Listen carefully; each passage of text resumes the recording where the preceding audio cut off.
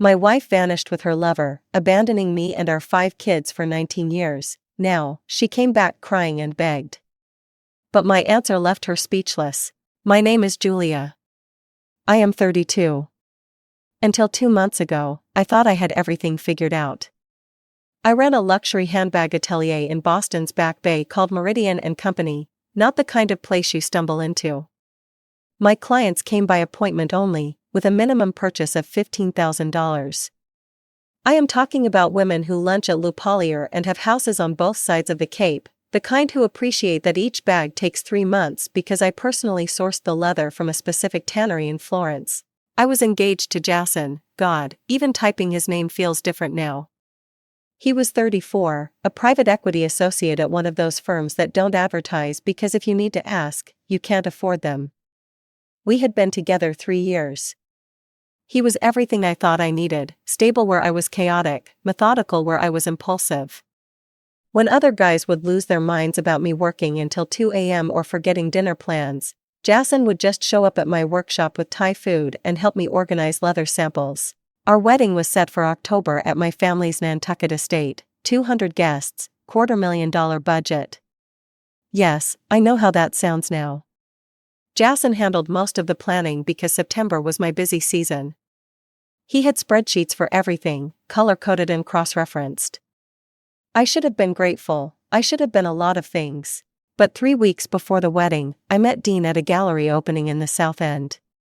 He was a Russian art dealer who specialized in contemporary pieces, tall, with an accent thick enough to cut. He looked at me like Jason had stopped doing 2 years ago, like I was dangerous and worth the risk. I told myself it was just drinks, then just dancing, then just one night, a last fling before becoming Mrs. Boring private equity wife. Except it wasn't one night, it was 3 different nights over 2 weeks, increasingly stupid, increasingly reckless. The last time I didn't even bother with a real alibi. I just told Jason I had supplier meetings and wouldn't be home until late. He never questioned it, never checked, just kissed me goodbye and said he would handle the final catering tasting alone. He knew how stressed I was with the Brahmin order. Mrs. Lowell wanted her bag before leaving for Palm Beach, and that commission would cover our honeymoon upgrade to the Maldives. That last night with Dean was a Tuesday. We met at his Beacon Hill townhouse while his wife was at their place in New York. I remember thinking how easy it all was, how I was pulling off something delicious and secret. I felt powerful, in control, like I was taking something for myself before I gave my life to someone else. I got home at 3 a.m., shoes in hand, already crafting the story about a leather emergency. The house was dark, which wasn't unusual. Jason always slept like the dead, earplugs and eye mask, full sensory deprivation. I crept up to our bedroom, already imagining sliding into bed next to him and playing the perfect fiancé in the morning. The bedroom door was open, the bed made with military corners the way Jason always insisted. His nightstand was cleared. I flicked on the lights, confused, and called his name. Nothing. I walked to his closet, empty, not messy, empty like he had taken everything systematically, hangers evenly spaced, watch collection gone, the Tom Ford cologne I had bought him for Christmas, all of it. On the kitchen counter, placed dead center on the marble island we had picked out together, was my engagement ring, the 3-carat cushion cut we had spent months selecting. There was no note, no explanation, just the ring catching the light from the pendant lamps, throwing tiny rainbows on the walls. I stood there in my bare feet, Dean's cologne still on my skin, staring at that ring. My phone had no missed calls, no texts, no dramatic confrontation, no tears, just silence and space where a man used to be. The first thing I did was call him, straight to voicemail, but not his usual message, just the automated "the number you have dialed is no longer in service." I tried again, same thing. His work phone went to the main reception, his email bounced back an auto reply, "I am currently handling a personal matter and will have limited availability. For urgent business inquiries, please contact Gerardo Hoffman." Gerardo was his boss, the managing director who had recruited him from Wharton. I sat on our Italian leather couch, his choice, my credit card, and tried to process what was happening. Jason didn't do dramatic exits. The man color-coded his sock drawer and had contingency plans for contingency plans. This wasn't cold feet, this was something else. By morning I had crafted my story: stress from work, family pressure, typical male panic about commitment. I called my 3 closest friends, Ren, Blair, and Suddy, and fed them variations of the same line: Jason needs some space to process everything, you know how analytical he is. They bought it because I sold it well. I have always been good at selling things. My mother arrived at noon in her black town car, wearing Chanel and disappointment. Frances Whitmore Carlyle doesn't do emotional scenes, but I could see her calculating the social damage. 200 guests, Julia, the governor's wife, RSVP'd.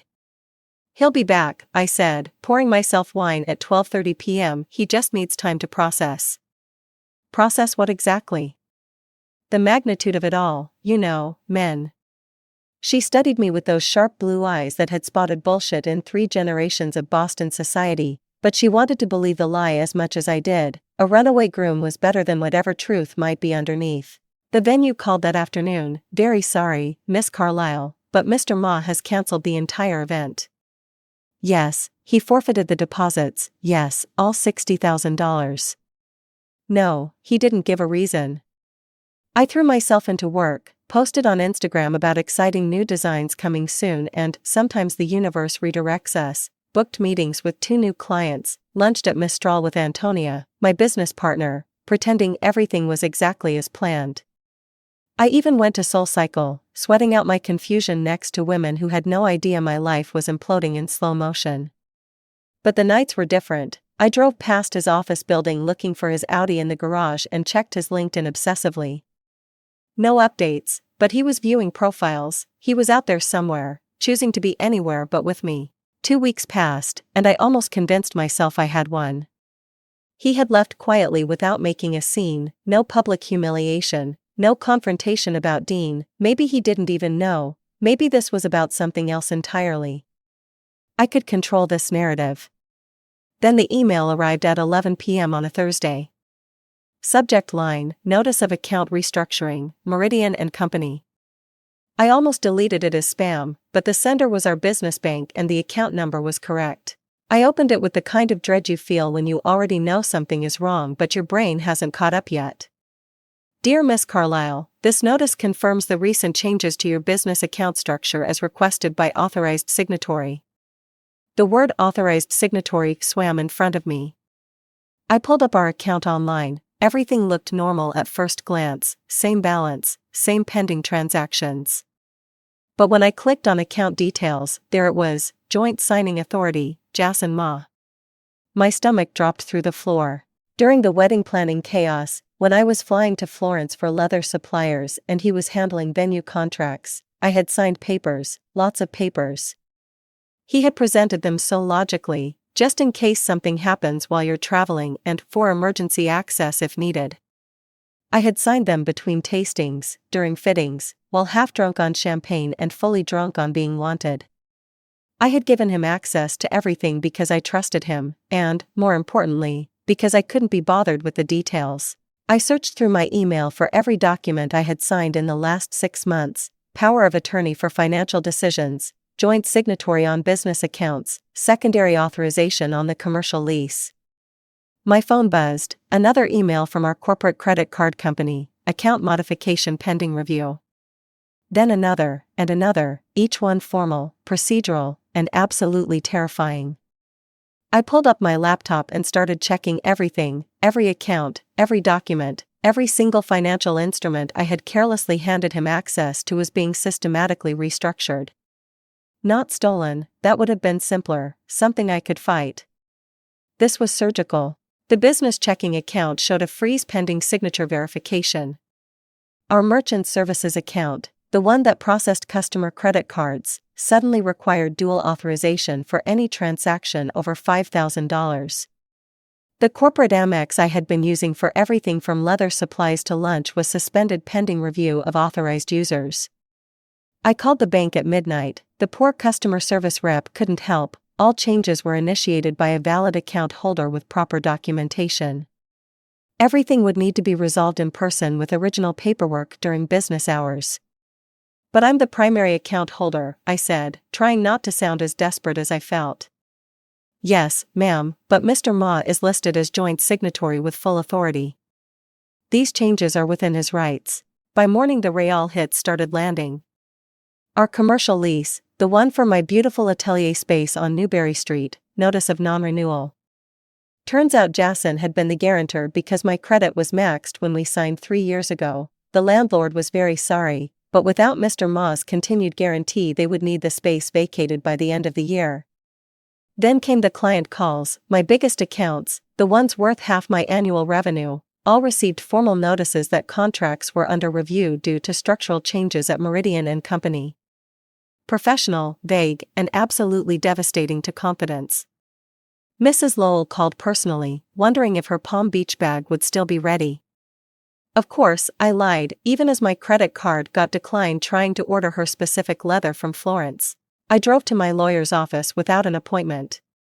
Richard Castellano had handled my business formation, my parents' estate planning, everything. His assistant looked uncomfortable when I walked in.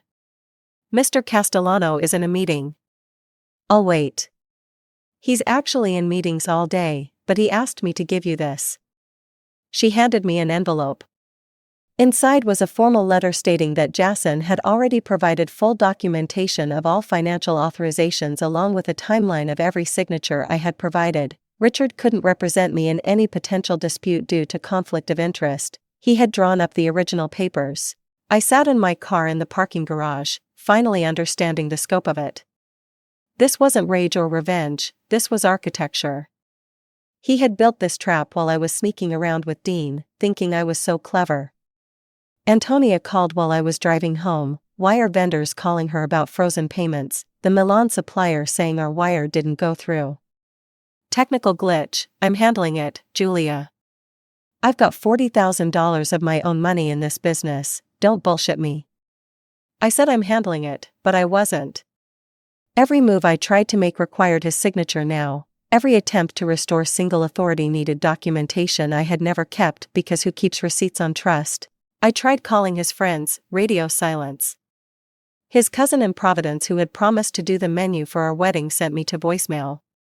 Even the guy who detailed his car, who I had found for him, suddenly didn't speak English when I called. By the end of the week I was paying for everything in cash, whatever little I had in my personal checking. My mother offered to help, but with strings, counseling, a full audit, and most humiliating, moving back home to Wellesley just temporarily until this sorts itself out. I refused. I still had my apartment, I still had my name on the door of my atelier, I still had some control. Then the invitation arrived.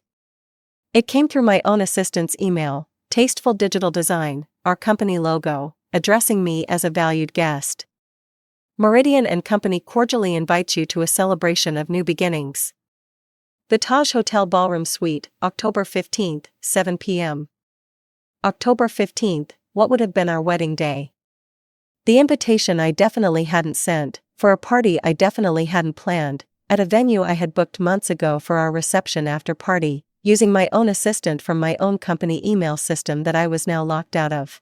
I showed up to the Taj in my best armor, a Roland Mouret dress that cost more than most people's rent, the Louboutins that made me 5'10", and enough confidence to fake my way through whatever this was.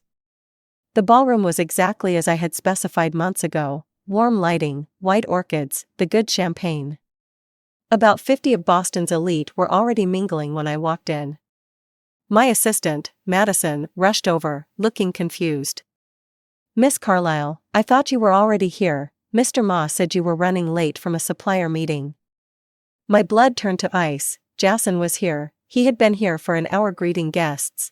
I scanned the room and found him near the windows talking to the Lowells. He looked incredible, the charcoal Tom Ford suit I had bought him for his birthday, the watch I had given him for our anniversary.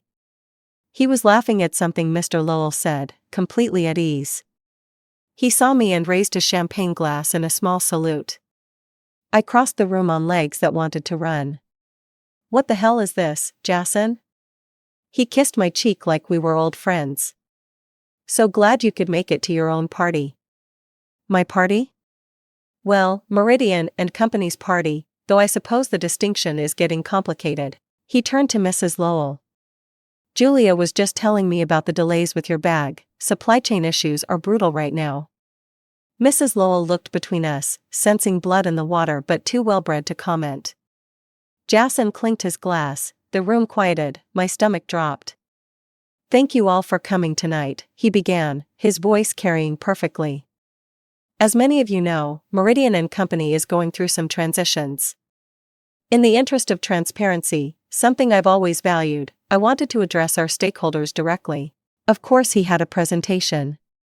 The screens I had ordered for our wedding slideshow lit up with Meridian's logo.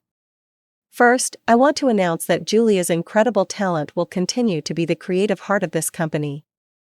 However, the business structure is evolving to ensure sustainable growth. The slides clicked through, financial projections, new organizational charts with my name notably absent from any leadership position, phrases like capital restructuring and equity dilution through necessary investment. Due to recent capital calls that went unaddressed, he said, looking directly at me, we've had to make some difficult decisions. But I'm pleased to announce that several new investors have stepped forward. The door opened, Dean walked in with a woman on his arm, tall, blonde, devastating. His wife, Anna. Mr. and Mrs. Volkov have been particularly supportive, Jason continued. They've not only invested but have offered to become anchor clients for our new European collection. Dean wouldn't meet my eyes, Anna was staring at me with a smile that could freeze vodka. Additionally, Jason said, we've made substantial donations to several foundations supporting women entrepreneurs. Sometimes giving back helps clarify an organization's values.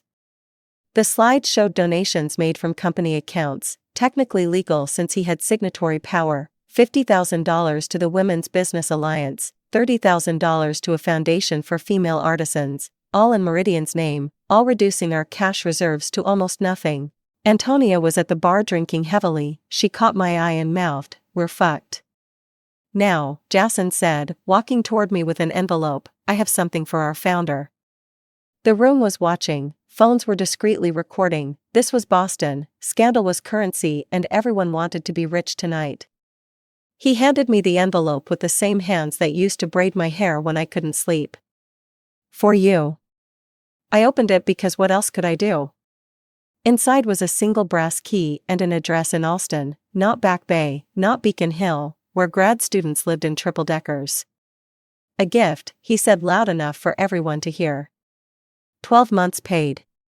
Because despite everything, I don't want you to be without a home. The implication hung in the air, I was losing my apartment too.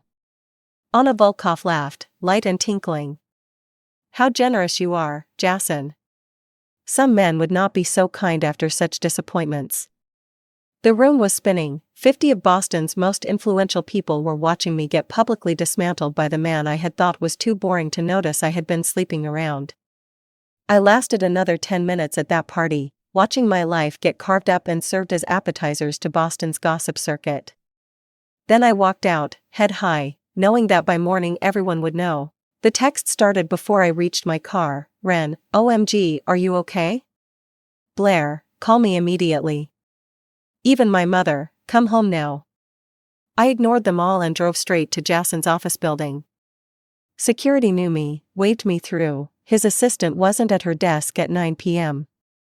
His office door was open, he was sitting behind his desk reviewing documents like this was any other Tuesday. That was quite a show, I said. He looked up, unsurprised. You always did like an audience. You humiliated me. No, you humiliated yourself, I just provided the venue. He set down his pen, leaned back. Sit down, Julia. I stayed standing. How long have you known about Dean? He pulled out his phone, showed me a screenshot, my location history since the first night. You forgot you shared your location with me 2 years ago, so you can always find me if I'm working late. Remember? 3 dots moving from our apartment to Beacon Hill, staying for 3 hours, moving back at 2:47 a.m. You knew and you didn't say anything. I was curious how far you'd go, how many times you'd lie to my face. He pulled up more screenshots, text messages I had sent to Suddy bragging about the Russian situation, how I had called it one last taste of freedom. You went through my phone? No, Suddy sent them to me. He smiled at my shock. The night after your first time with Dean, she thought I should know who I was marrying. Sudie, my best friend since college, maid of honor, had been worried about me. Imagine that, he continued, your best friend more concerned about my well-being than you ever were. If you knew, why didn't you just leave? Why all this elaborate? Because leaving would have been your victory, poor Julia, abandoned by her cold fiancé. You'd have spun it into gold within a week. He stood, walked around the desk. But this, making you watch while I dismantled everything using the tools you gave me, that's consequence. The business was mine. I built it with my connections, my credit guarantee, my weekend work when you were too hungover to handle orders. He was close enough now that I could smell his cologne, the one I had picked. Every signature you gave me, you gave carelessly while I was tasting wedding cake and you were sleeping with another man. It didn't mean anything. Exactly, none of it meant anything to you, not the business, not the wedding, not me. His voice never rose, somehow that was worse. Do you know what the saddest part is? If you had come to me and said you needed something else, something more, I would have called off the wedding myself, cleanly, quietly. I didn't want to hurt you. He actually laughed. No, you wanted to have everything, me as the stable provider, him as the excitement, your business as the playground. You wanted to win every game, so you destroyed my life. I revealed your life. There's a difference. He went back to his desk, pulled out a folder, Antonia's buyout offer, 30% of actual value. Take it or face litigation for mismanagement. That's theft.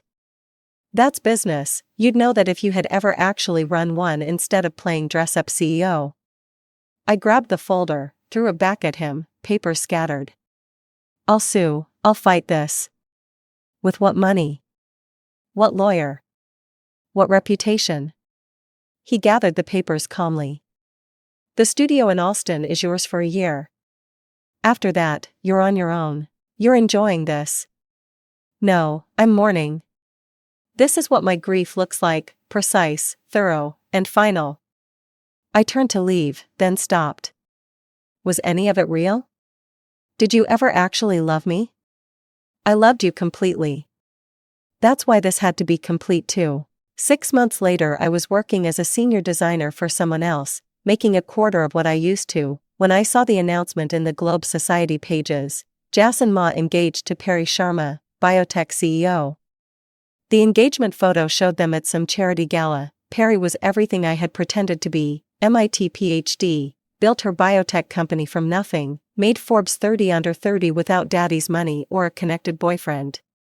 She looked at Jason the way I never had, like she actually saw him. I was sitting in my studio apartment in Alston, eating takeout from the place downstairs, working on designs for my boss who had hired me mostly for my contact list, the same list that had evaporated after that October night. The apartment wasn't terrible, 1 bedroom, decent light, functional kitchen. Jason hadn't been cruel, he had been precise, just enough to keep me from drowning, not enough to let me forget how far I had fallen. I ran into Dean 3 weeks later at a cafe in Cambridge. He looked rougher, the kind of rough that comes from expensive lawyers and frozen assets. Anya had taken him to the cleaners. Julia, he sat down without invitation, I heard about your situation. My situation? I kept sketching. That's a delicate way to put it. We could get drinks, discuss our mutual disappointments.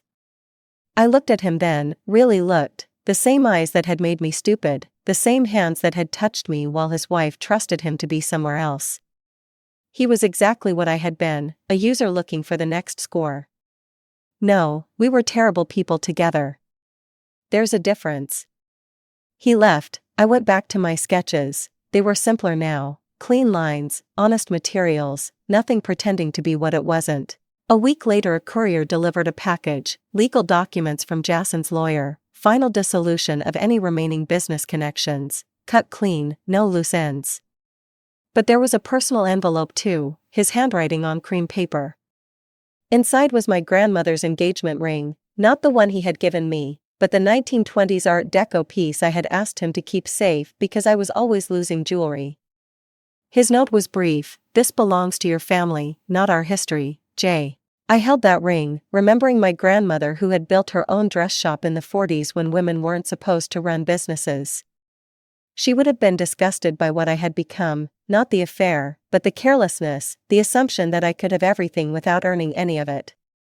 I called my mother, first time in 2 months. "I want to apologize," I said, "not the bullshit apologies I've been doing, a real one. Come to dinner Sunday. I'm not asking for money." "I know, that's why you're invited." I started rebuilding, not the big gestures I was known for, but small things, showing up on time, delivering what I promised, paying attention to details instead of assuming someone else would handle them.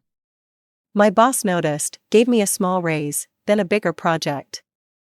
3 months later I saw them at Harvest, Jason and Perry having dinner with what looked like investors. She was explaining something, hands moving animatedly. He was watching her with this expression I recognized but had never seen directed at me, pride mixed with genuine fascination. Our eyes met across the restaurant. I could have hidden, pretended not to see them, the old Julia would have. Instead I nodded, a small acknowledgement. He nodded back, then returned to his conversation. I walked past their table on my way out. Perry looked up, curious but not threatened. She knew who I was, everyone in Boston knew who I was. But she also knew who she was, and that made all the difference. "Congratulations on your engagement," I said, meaning it. "Thank you," her voice warm, confident. "I heard you're doing beautiful work at a mart, learning too." Jason didn't say anything, but he didn't need to. We had said everything that mattered. I walked home to Alston, to my small apartment with its decent light and functional kitchen. My sketches were spread across the table, designs I would actually create myself with my own hands, no shortcuts or signatures from someone else. For the first time in my life, everything I had was something I had earned. The perfect last fling had cost me everything I thought I wanted. Turns out that was exactly what I needed.